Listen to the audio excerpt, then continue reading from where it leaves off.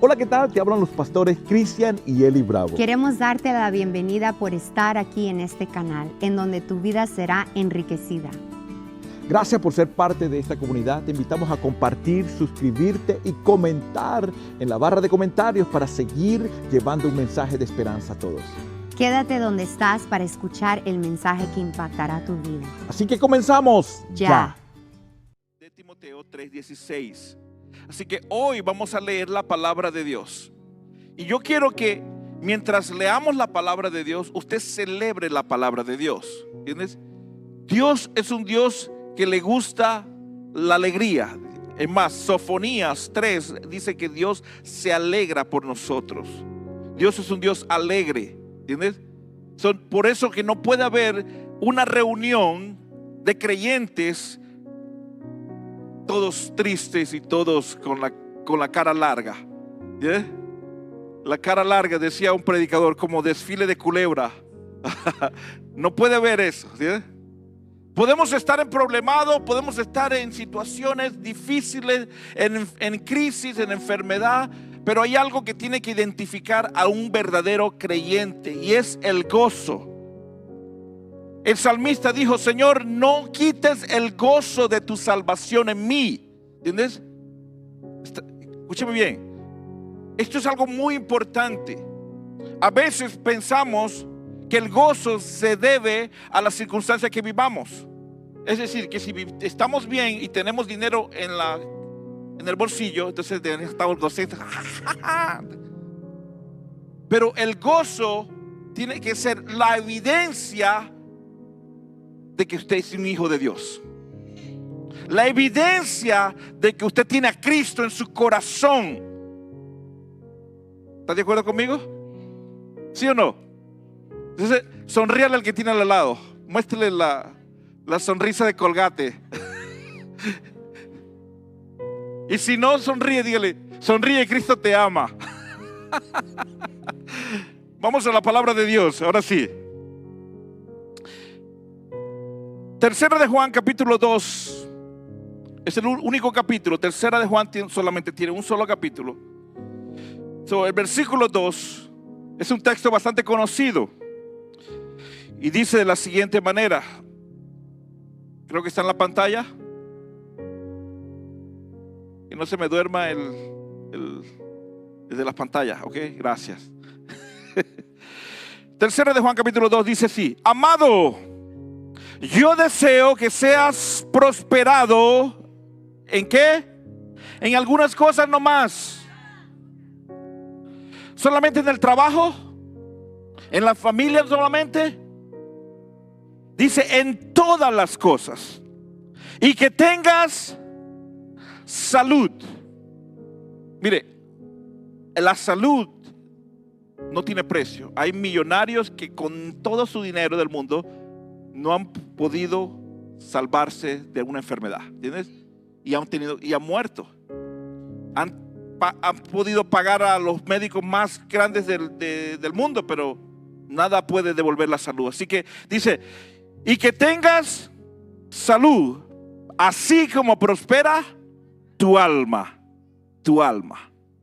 Padre, te damos gracias, Señor, por esta palabra, Señor, que va a ser expuesta, va a ser predicada. Pedimos, Señor, que tu palabra nos hable, nos ministre, que tu palabra, Señor, penetre en nuestros corazones, Señor, y podamos ponerla por obra, Señor. Que seamos tierra fértil, tierra buena, que produce fruto al 100%. Y si tú lo crees, di amén. Amén. Denle fuerte el aplauso y tome su lugar, por favor. Hoy quiero compartir un tema que es bastante controversial, especialmente dentro de la comunidad cristiana, de los creyentes. Es un tema que cada vez que hablamos de ello causa incomodidad en muchas personas. Cuando hablamos de prosperidad, no sé por qué, es algo que no nos gusta, que no nos... podemos hablar del infierno, podemos hablar del pecado, podemos hablar de cualquier tema, pero hay algo que tiene que ver con la prosperidad que como que toca unas sensibles partes sensitivas en nuestro corazón. Y es que el dinero o la prosperidad tiene que ver, está ligado mucho con nuestro corazón, con nuestras intenciones.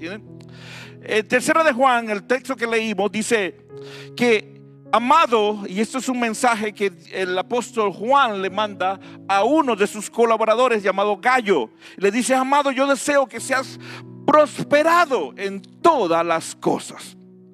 En todas las cosas. El deseo del apóstol Juan no era simplemente una prosperidad pasajera o una prosperidad en una área en particular, sino que en todas las cosas. Y este es el deseo de Dios para nosotros, que seamos prosperados en todas las cosas que hagamos y que tengamos salud, pero también que nuestra alma prospere.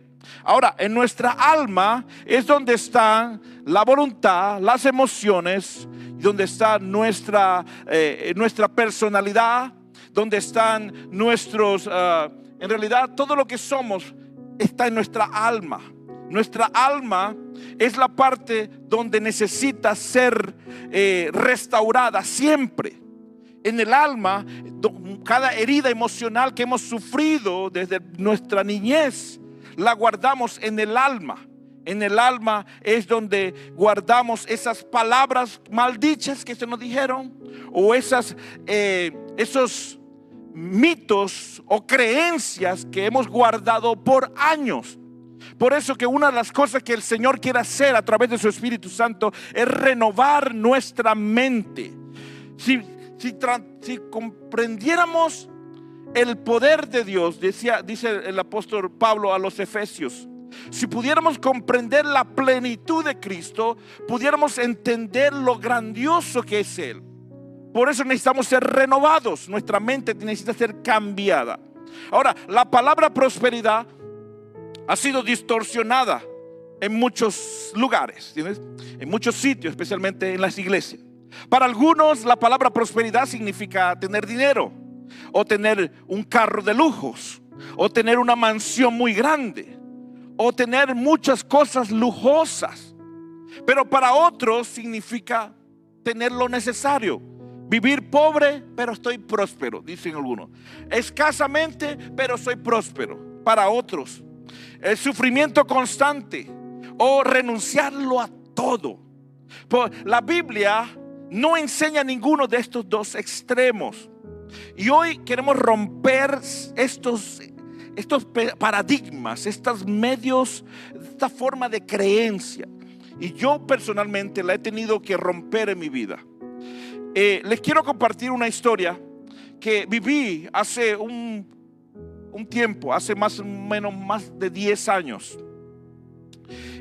Hace 10 años mi esposa y yo vivíamos en el área de la bahía y estábamos trabajando. Yo trabajaba aproximadamente 12 horas al día.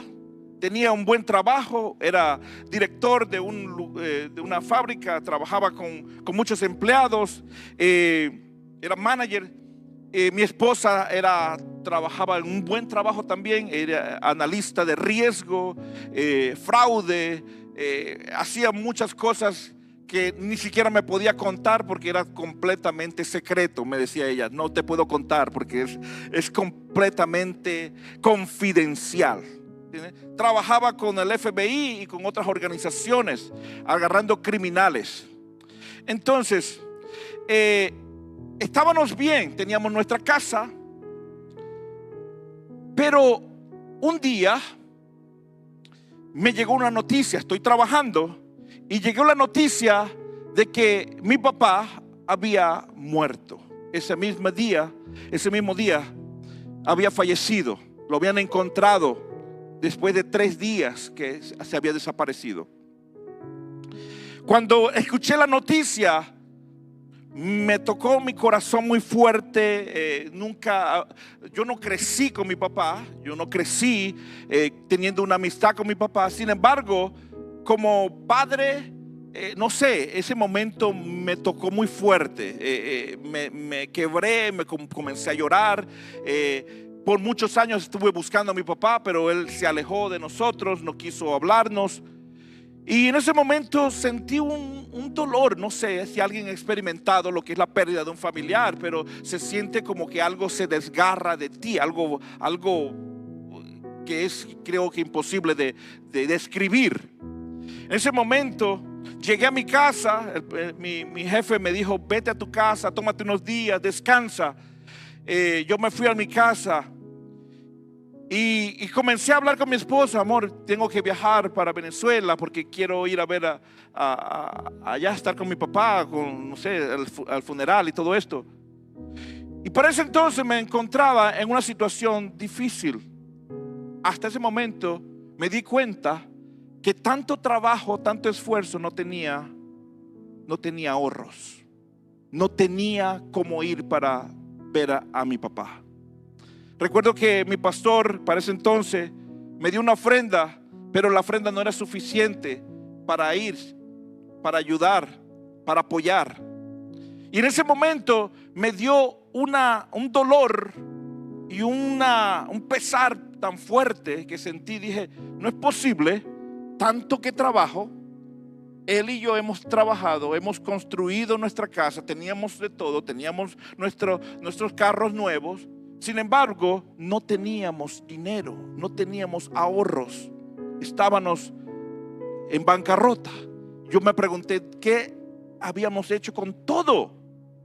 Si ella ganaba buen dinero, yo ganaba también. Y en ese momento fue que mientras yo estaba orando, como reclamándole a Dios, como diciéndole, ¿por qué me pasa eso a mí?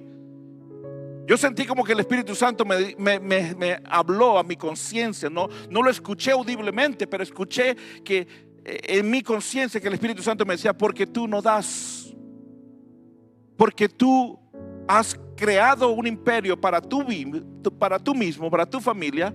Sin embargo, no eres generoso.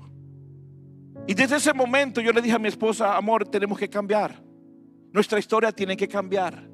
No es posible que estemos trabajando y siempre estemos con lo necesario.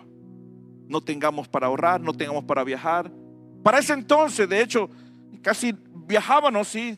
Viajábamos en vacaciones, íbamos a Disneylandia, por lo general, íbamos a llevar porque nuestros hijos estaban pequeños. Los llevábamos a los parques, los llevábamos a muchos lugares, pero nunca teníamos más. Cuando el Espíritu Santo me confrontó de esa realidad, comencé a cambiar mi forma de ver y comencé a decirle, Señor, ya no lo voy a hacer a mi manera, lo voy a hacer a tu manera. Desde ese momento fue la primera vez que comenzamos a trabajar con presupuestos.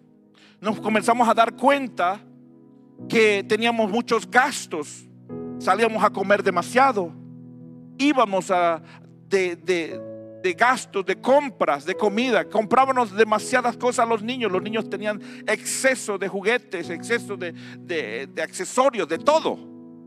Y nos dimos cuenta que había un derroche en nuestras vidas, por lo cual no teníamos ni siquiera para dar, para ayudar. Desde ese momento comenzamos a cambiar nuestra manera de organizar nuestro dinero. Nos propusimos a comprar una casa. Nos propusimos primeramente a honrar a Dios y nos propusimos de que íbamos a comprar una casa. Cuando comenzamos a cambiar nuestra manera de organizarnos y de administrarnos, ese mismo año Dios nos bendijo con una casa que quedaba aquí como a 3 cuadras de este lugar. La primera casa que Dios nos dio. Y lo más tremendo es que cuando Dios nos la dio, Eli ya había perdido su trabajo. Solamente yo trabajaba. Aparentemente no calificábamos porque un salario ya había sido cortado. Sin embargo, Dios hizo algo milagroso porque estábamos honrándole a Él y Dios permitió que la aprobación se llevara a cabo y nosotros pudiésemos adquirir una casa sin el salario de ella.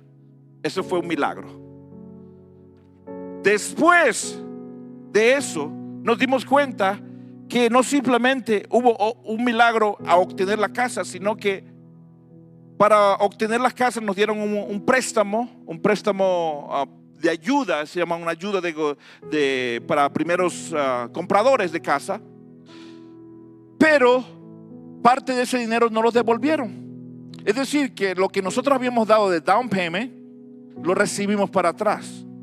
Y yo estaba más que contento. ¿Quién no va a estar contento, verdad? Le digo, wow, te dan una casa y más te dan el dinero para atrás. Bueno, gloria a Dios, Dios es bueno, ¿entiendes? Y mi historia comenzó a cambiar desde el momento en que nosotros pusimos a Dios de primer lugar. Honrarle. Ahora, yo quiero hablarles desde mi propia experiencia. Y le quiero decir que las fórmulas divinas, las fórmulas que Dios estableció en su palabra, sí se cumplen. No importando el límite o la cantidad o el trabajo o lo que usted haga, siempre que usted honre a Dios, Dios lo va a exaltar, lo va a honrar a usted y lo va a bendecir de maneras que usted se va a quedar sorprendido, así como nos quedamos nosotros. Hasta el día de hoy todavía mi esposa no trabaja y todavía Dios sigue siendo tan bueno con nosotros. Dios ha sido bueno. No sé, yo no sé para quién Dios ha sido bueno, pero para mí ha sido bueno. Pero hay algo muy interesante, y es que para poder entender la prosperidad de Dios tengo que romper con ciertos mitos y creencias que hemos tenido. Y la iglesia necesita entender que para que Dios te pueda dar más, tú necesitas desprenderte de cosas, de una mentalidad errada, de una mentalidad pobre. Porque en realidad ese es el evangelio que se me enseñó. Un evangelio de pobreza, un evangelio de sufrimiento, un evangelio de escasez, un evangelio donde hay que renunciarlo a todo, ¿entiendes? Y yo sé que seguir a Cristo requiere tomar su cruz cada día. Pero cuando la Biblia dice tomar su cruz, yo lo estuve estudiando, no significa que vas a vivir cabizbajo todo el tiempo, en pobreza, en desgracia, en miseria. No, cuando se trata, la Biblia dice toma tu cruz, es decir, que tienes que romper con tu orgullo, romper con patrones de conducta, romper con pecados que estás repitiendo, que te tienen estancados. Eso es lo que es tomar la cruz, que a veces es muy difícil para muchos. Perdonar a aquel que te ha ofendido, levantar, ayudar a aquel que no se lo merece. A veces eso es mucho más fuerte, ¿sí? Y que Dios quiere en nosotros romper para poder entrar en el próximo nivel. Yo creo que Casa Liberty va a entrar en el próximo nivel.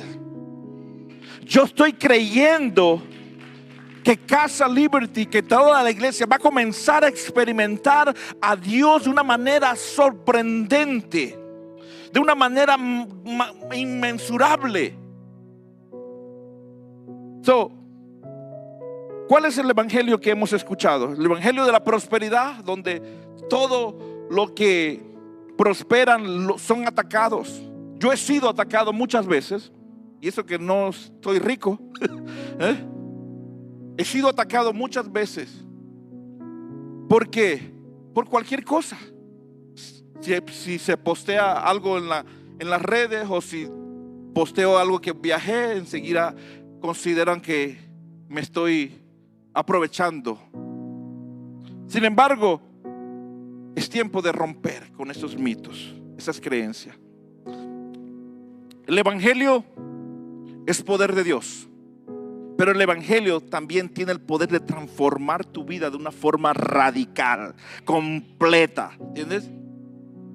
Ahora, quiero hablarte de algunos mitos. No sé si me va a dar tiempo, pero espero que usted pueda tomar nota. Y es que el mito número 1 es que ser rico es pecado. Ser rico es pecado. Es uno de las enseñanzas que se nos han dicho. Y la respuesta no es pecado. Lo que sí es pecado es amar la riqueza. Y vamos a dejar que la palabra de Dios hable en nuestras vidas, ¿ok? Porque no estoy promoviendo también que todos tengamos que ser ricos, ¿ok? Quiero que la palabra de Dios nos hable. Así que tenga la mente abierta antes de querer juzgar, y escuche lo que la palabra de Dios dice. 1 Timoteo capítulo 6 versículo 10 dice: pues el amor al dinero es la raíz de toda clase de mal. Y algunas personas, en su inmenso deseo por el dinero, se han desviado de la fe verdadera y se han causado muchas heridas dolorosas. ser rico no es pecado. El amor al dinero sí lo es. Y es la diferencia. El amor a ello te lleva a olvidarte de dónde vienes. Te lleva a olvidarte aún de tu propia familia. Y a poner de prioridad la riqueza antes que Dios. Mateo capítulo 6 versículo 24.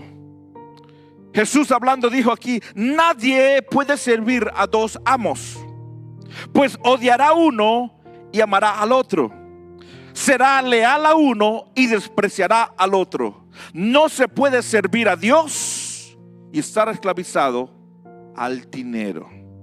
La palabra original en arameo que se escribió dinero era Mamón. Mamón era el Dios que controla el dinero. Si lo leemos de forma original, dice aquí Jesús diciendo: no puedes servir a Dios, a Jehová o a Mamón, porque de lo contrario vas a odiar a uno y menospreciar al otro. Y es que todo lo que toma el primer lugar en tu vida se convierte en un Dios. Todo lo que tome primer lugar en tu vida se va a convertir en un Dios. Si fuera pecado ser rico, ¿por qué Dios bendijo materialmente a Abraham, a Job, a David, a Salomón, a José de Arimatea, a Lidia y entre otras personas? José de Arimatea fue el hombre, un discípulo de Jesús, a quien tenía bastante dinero, que compró la tumba nueva donde Jesús fue enterrado. Hebreos 13:5 dice: no amen el dinero, estén contentos con lo que tienen, pues Dios ha dicho: nunca te fallaré, jamás te abandonaré. Está mirando, el problema no es la riqueza, el problema es el amor que yo le tengo a ello. Y ese es un mito que se tiene que romper. Número 2, segundo mito: Jesús era pobre. ¿Alguien ha escuchado eso? Quiero aclarar algo.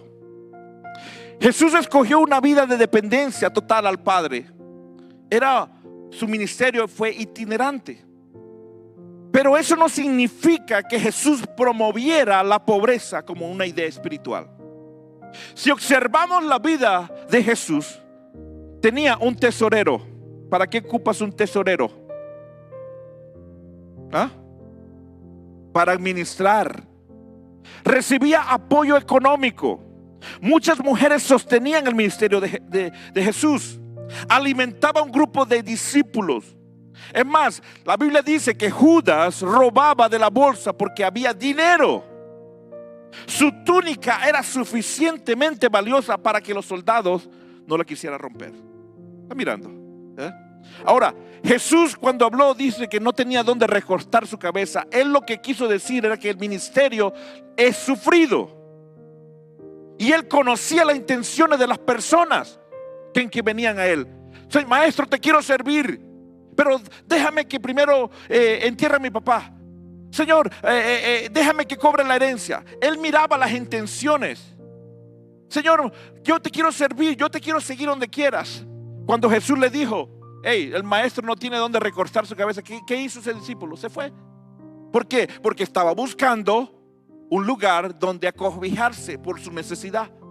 Jesús conocía la intención del corazón. No es el que estaba promoviendo la pobreza. Ahora, vamos a la palabra de Dios que dice Lucas 8:1-3. Dice: poco después Jesús comenzó un recorrido por las ciudades y aldeas cercanas, predicando y anunciando la buena noticia acerca del reino de Dios. Llevó consigo sus 12 discípulos, junto con algunas mujeres que habían sido sanadas de espíritus malignos y enfermedades.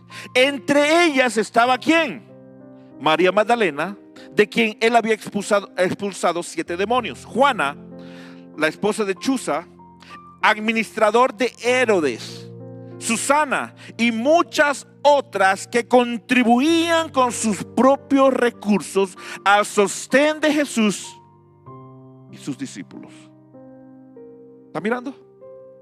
Jesús tenía un grupo de personas que les colaboraban y que contribuían en su ministerio. Mito número 3. Dios quiere que todas las personas sean pobres. Ahora, ¿ustedes creen que eso?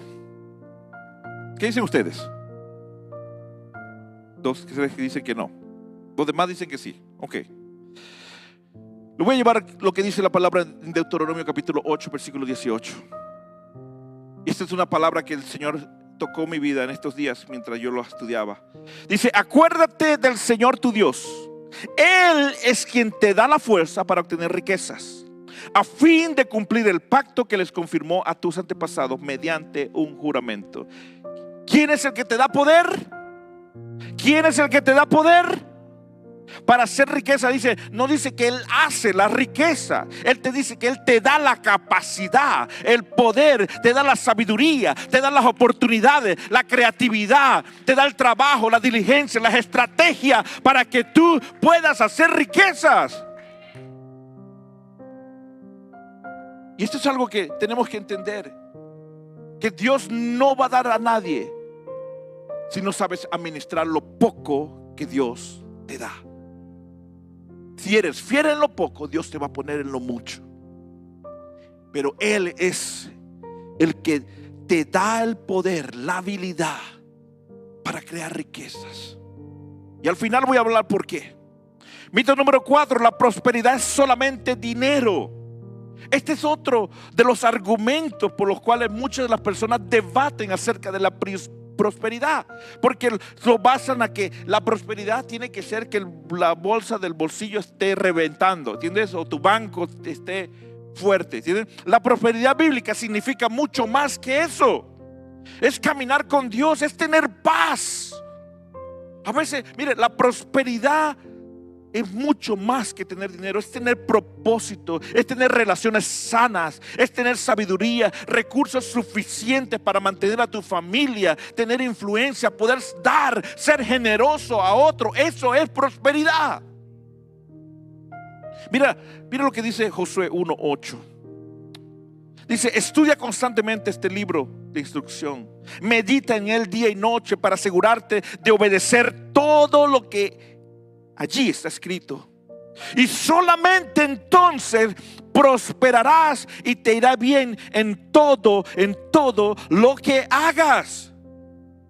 El problema es que nosotros tenemos la prosperidad como algo material y buscamos lo material en vez de buscar el reino, en vez de meditar en la palabra, en vez de obedecer a lo que Él ya estableció en su palabra. Lo hacemos al revés. La prosperidad está en cumplir su palabra, deleitarse. El salmista dijo: yo me deleito en hacer tu voluntad. El Salmo 1, uno de los textos muy conocidos, dice: qué alegría para los que no siguen el consejo de los malos, ni se niegan, ni andan con pecadores, ni se juntan con burlones, sino que se deleitan en la ley del Señor, meditando en ella día y noche. Son como árboles plantados junto a corrientes de agua, que dan su fruto a su tiempo, y todo lo que hace prosperará.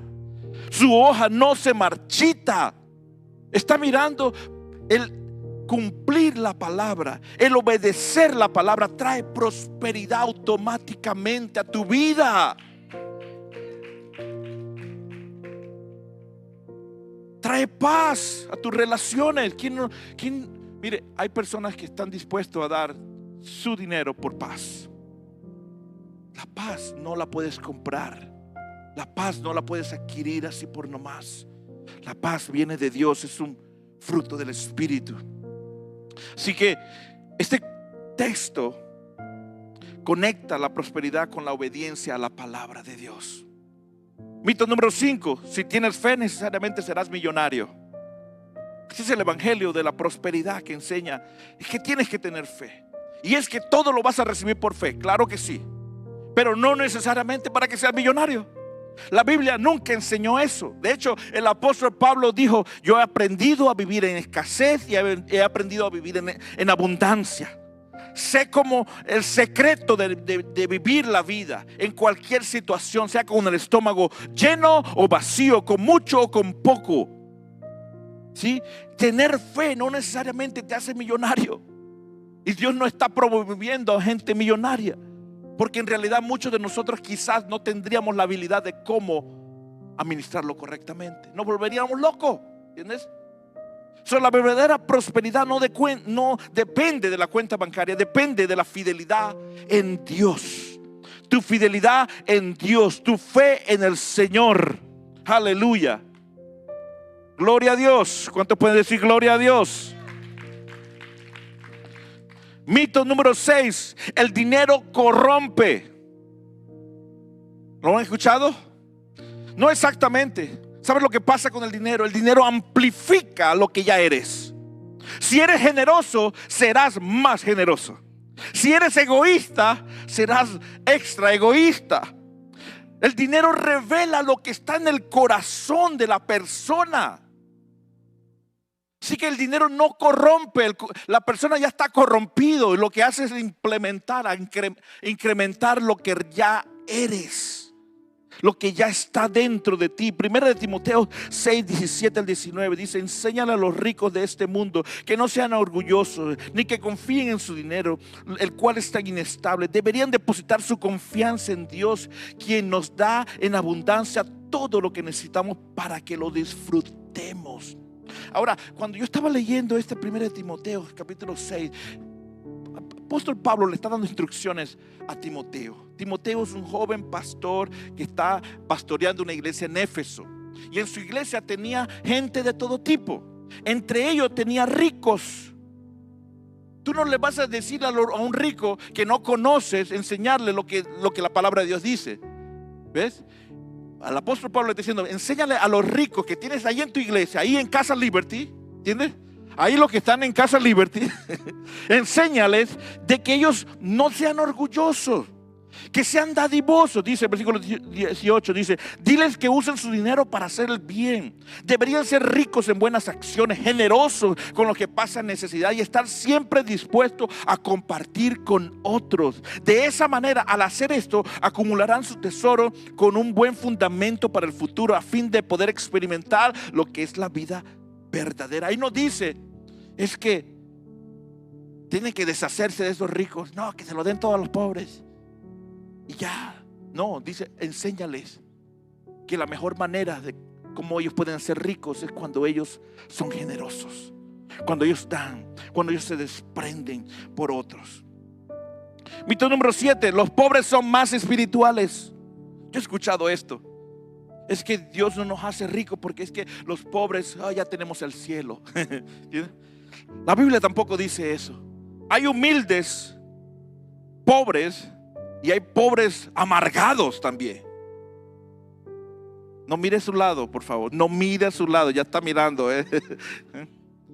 Hay ricos que son bien humildes. Yo he conocido ricos que son muy humildes. Es más, no se miran que son ricos, pero tienen demasiado.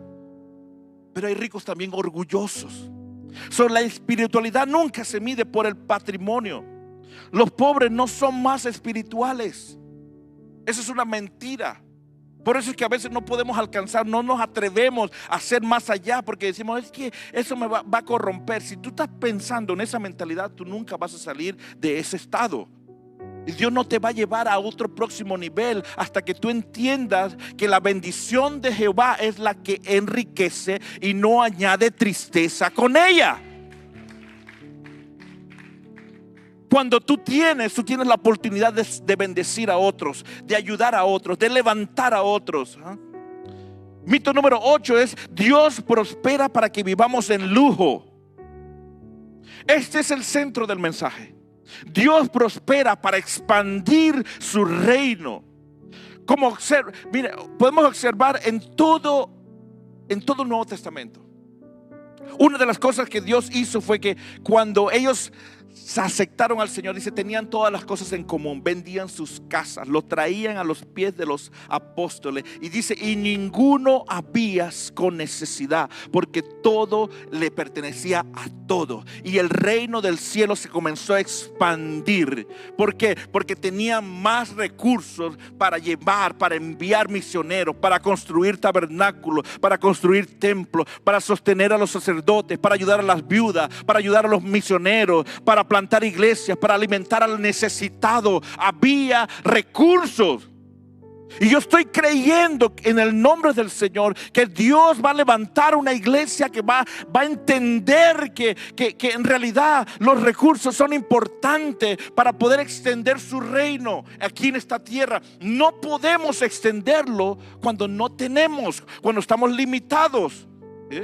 Ahorita tenemos una visión muy grande, la visión del nuevo templo. Esa es una visión que es muy, muy fuerte. Son millones de dólares que hay que invertir, hay que arreglar, hay que reparar, hay que hacer. Pero ¿por qué hacemos eso? Porque cuando tengamos una casa, ahí vamos a tener un lugar para discipular a nuestros niños, a nuestros jóvenes. Un lugar donde vamos a llamar nuestra casa, donde el Señor va a equipar pastores, líderes, profetas, visionarios, empresarios. Porque la visión que el Señor me ha dado es una visión, es integral, es para toda la familia. No simplemente quiero tener un lugar para adorar allá los domingos. Quiero tener un lugar donde cada semana haya algo, haya una clase de adiestramiento para las mujeres solteras, aquellas mujeres que necesitan entrenarse en un arte, en una habilidad, en un negocio, en crear.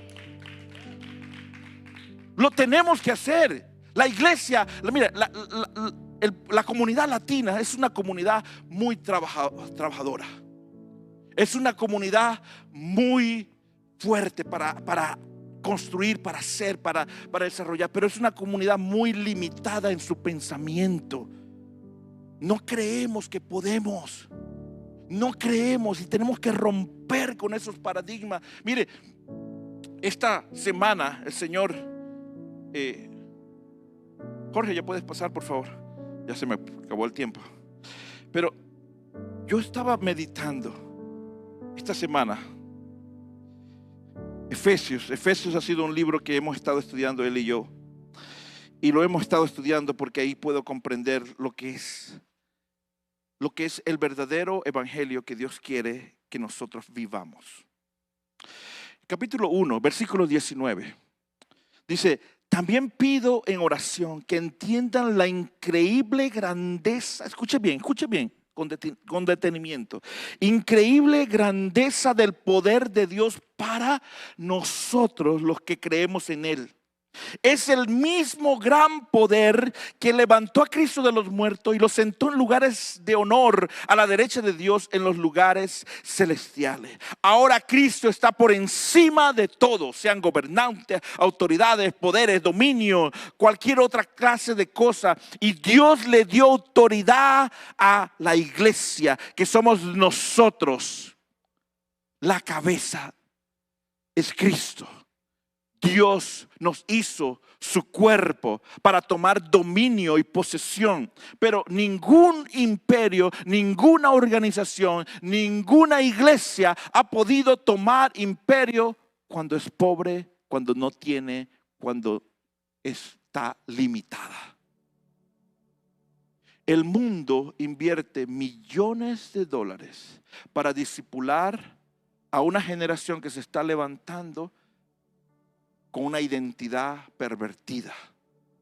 El LGBT, ¿sabes cuántos invierten millones de dólares? Todas las compañías, en su mayoría las compañías más grandes, Starbucks, Gap y cantidad de compañías, invierten en organizaciones como esa para promover el desenfreno. Cuando la iglesia estemos siendo llamadas para tomar autoridad sobre todo principado, potestad. Y por eso necesitamos levantarnos. Pero hay principios que se tienen que establecer en nosotros. Y uno de los principios que Dios bendice es el que lo honra a Él. Proverbios capítulo 3, versículos 9 y 10 dice: honra al Señor con tus bienes y con la primicia de tus frutos, y como consecuencia de ello tus graneros van a rebosar. El mundo está emprendiendo y está sacando y está discipulando una generación, cuando la iglesia somos llamados a poseer lo que Dios nos ha dado. Esta ciudad va a ser tocada y conquistada, y estoy orando porque yo sé que va a ocurrir. Yo sé que va a ocurrir. Y el dinero que necesitamos para comprar el templo lo vamos a obtener. Va a ser de tu vida, de tu bolsillo, o va a ser de alguien más, pero en que sea del mismo diablo van a venir. La Biblia dice, escucha bien: la riqueza de los impíos está guardada para los justos. ¿Sí? Pero muchas veces no creemos. Estamos limitados. En una ocasión estaba una viejita estaba orando porque se le había acabado la comida. Y ella estaba orando y le decía: Señor, hoy te pido, Señor, que tú envíes alimento a mi casa, Señor. Tú sabes que yo te creo a ti, Señor, y tú eres Dios poderoso para obrar. Y esta viejita estaba orando. Entre eso lo escucha un satanista. Un satanista que estaba a un lado escuchó la oración, porque esta viejita oraba muy fuerte. Y dijo: le voy a demostrar que su Dios no tiene poder.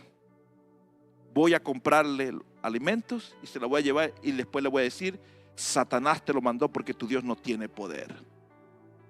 Entonces este hombre satanista fue, agarró la comida, le compró varios mandados, varias bolsas, tocó a la puerta, le dijo: señora, aquí está su comida. Ella comenzó: gracias, Señor, yo sé que tú me escuchas, gracias. Ella se arrodilló y comenzó a darle gloria a Dios. El hombre se quedó ahí parado y diciendo: pues no me vas a preguntar de quién te mando esa comida.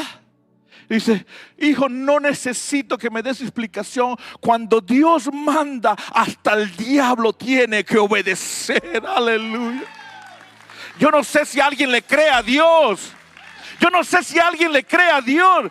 Pero es necesario que tú te levantes a creer que tu Dios suplirá todo conforme a su riquezas en gloria. Pero Dios no va a poder darte algo a ti si no quiebras con la paradigma de que la riqueza es mal, de que es pecado tener. ¿Sabe qué es lo que es pecado? Cuando nuestros deseos son egoístas. ¿Será que es la voluntad de Dios que tú trabajes 2, 3 trabajos para que tengas para tu renta y pierdas los días de servicio? ¿Es la voluntad de Dios? ¿Ah? Estás persiguiendo al Dios equivocado. Pero pastor, necesito pagar. Honra a Dios. Honra a Dios. Honra a Dios. Dice Malaquías capítulo 3. Pruébame en esto. Pruébame en esto. Si no, abriré la ventana de los cielos. Y se lo digo desde una persona que ha vivido la escasez.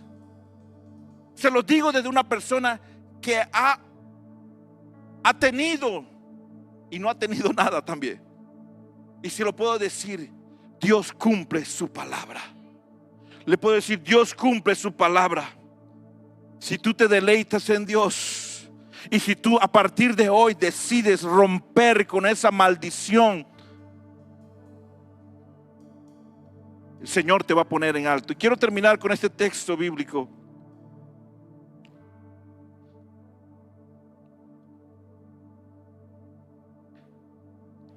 Deuteronomio 8:18. Quiero que te pongas de pie, por favor. Deuteronomio 8:18 dice: acuérdate del Señor tu Dios. Él es quien te da las fuerzas para obtener riquezas, a fin de cumplir el pacto que les confirmó a tus antepasados mediante un juramento. Segunda de Corintios 9:8 dice: y poderoso es Dios para hacer que abunde en vosotros toda gracia, a fin de que teniendo siempre en todas las cosas todo lo suficiente, abundéis para toda buena obra. Observa aquí el orden. Dios provee, tenemos lo suficiente, podemos abundar. ¿Para qué? Para toda buena obra. Pero Dios tiene que ser el centro. Si lo haces a la manera equivocada, va a causar muchos dolores a tu vida. Si buscas al Dios de la riqueza, al Dios del dinero, quizás va a poder producir placer temporal, pero la bendición de Jehová es la que enriquece y no añade tristeza. Es tiempo de creerle a Dios. Es tiempo de creerle a Dios. Tú no eres para que vivas en pobreza, en deuda, en escasez, en miseria. No. No eres para que vivas limitado. La mayoría de los problemas matrimoniales suceden por causa del dinero. La mayoría de los conflictos que estamos teniendo, que no nos dejan paz, causa del dinero. Ese Dios ha estado reinando en las familias, pero hoy tienes que quebrarlo y la decisión es tuya. Dios es un Dios que prospera, que bendice, que multiplica, que sana, que restaura. Dios es un Dios que puede hacer todas las cosas posibles. Y si lo hizo con aquella viejita, Él lo puede hacer contigo. Si tan solamente le crees. Si tan solamente le crees, porque para el que cree todo es posible. No puedes entender esto si no es a través de los ojos de la fe. La fe, tienes que recibir esto. No es una fórmula mágica, es la fe en Jesús. Yo le voy a creer, por tanto voy a actuar. Yo le voy a creer, por tanto yo voy a caminar. Aunque otros duden, aunque otros nieguen, yo voy a mantenerme firme en Dios. Aleluya. Padre, en el nombre de Jesús, Señor, yo oro por tu iglesia. Oro por tus hijos, Señor. Espero, Señor, que esta palabra, Señor, haya abierto el corazón, traído, Señor, más que una enseñanza, Señor, sino que tu Espíritu Santo nos redarguya, Señor. Nos cambia la manera de pensar y nos ayude a ver como hijos herederos y coherederos con Cristo Jesús. Señor, yo oro para que tú rompas toda maldición, Señor. Rompe, Señor, la escasez. Rompe, Señor, la miseria, el espíritu de pobreza, en el nombre de Jesús, Señor. Y ayúdanos, Señor, a que podamos dar, Señor, a que podamos ser generosos, porque la generosidad te honra a ti, Señor. La generosidad trae honra a tu nombre, Dios. Aleluya. Señor, yo oro para que tu iglesia podamos entender estos conceptos, Señor, y podamos aplicarlo a nuestras vidas, Señor. Te lo pido en el nombre de Jesús. Si tú viniste hoy con un problema, y ese problema tiene que ver en parte con tus finanzas, con tus limitaciones, yo quiero que pases aquí, vamos a orar por ti rápidamente. Sea lo que estés pasando, este es el momento para romper todo ese tipo de maldición y para levantarnos en Dios y a creer que es posible. Es posible. Vamos. Gracias por haber estado con nosotros durante todo este tiempo y esperamos que este mensaje haya tocado tu vida. Recordamos que nuestra iglesia tiene servicio los martes, los jueves a las 7 de la tarde y los domingos 2 de la tarde. También puedes ser parte de nosotros a través de tus aportaciones usando la aplicación de PushPay. Dios te bendiga.